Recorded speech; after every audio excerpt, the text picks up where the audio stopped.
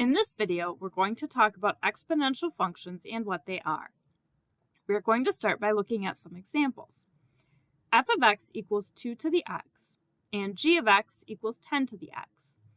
The base of f of x is 2, and the base of g of x is 10. So we see that the base is the number that a variable exponent is attached to. We also have h of x equals 3 to the x plus 1 power, and j of x equals 1/2 to the x minus 1 power. Each of these functions has a constant base and a variable exponent. By contrast, the following functions are not exponential functions. F of x equals x squared. Here, our variable is the base and not the exponent. G of x equals 1 to the x, and h of x equals -1 to the x. The base of an exponential function must be a positive constant other than positive 1. And j of x equals x to the x, so we can't have the variable in both the base and the exponent.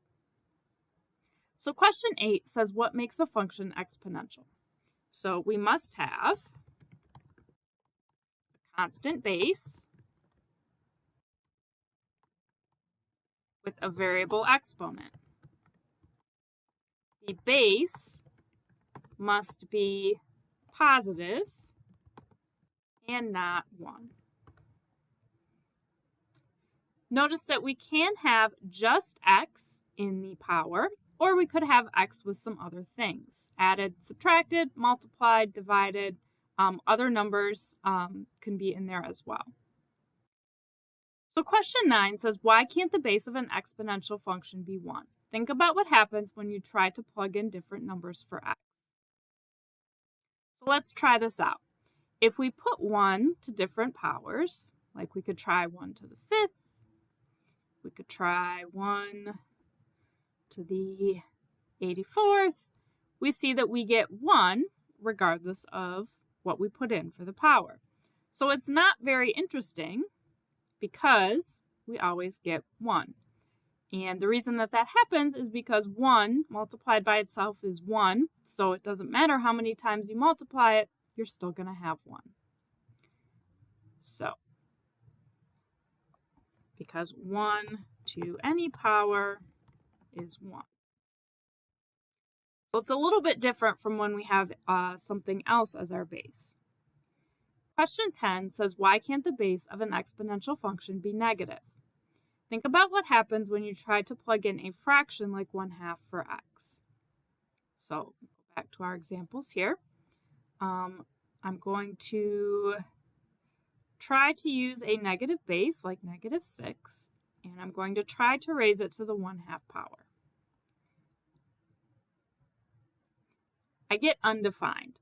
So the reason it's undefined is because the 1/2 power is the same as taking the square root. And we can't take the square root of a negative number and get a real number, as we have talked about in earlier in the semester. So it's undefined. So if I have a negative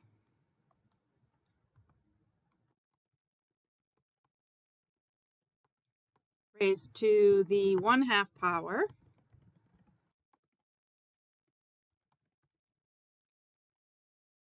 it's undefined. And so we don't want to have it where some values are undefined, so we just make it so that an exponential function always has a positive number for the base, other than 1.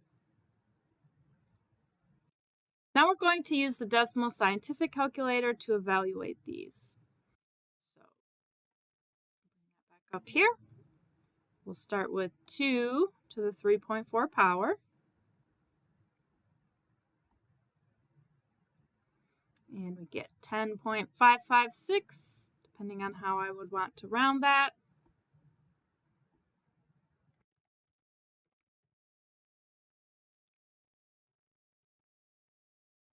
Number 12 is 3 to the square root of 5 power.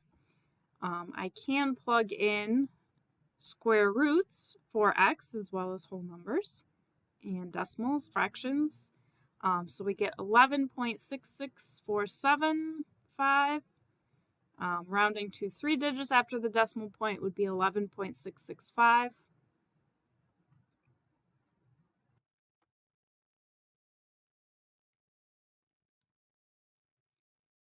Finally, 4 to the negative 1.5 power.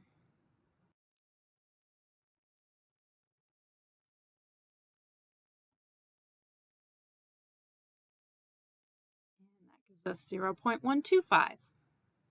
So we can plug in negative numbers for our powers as well.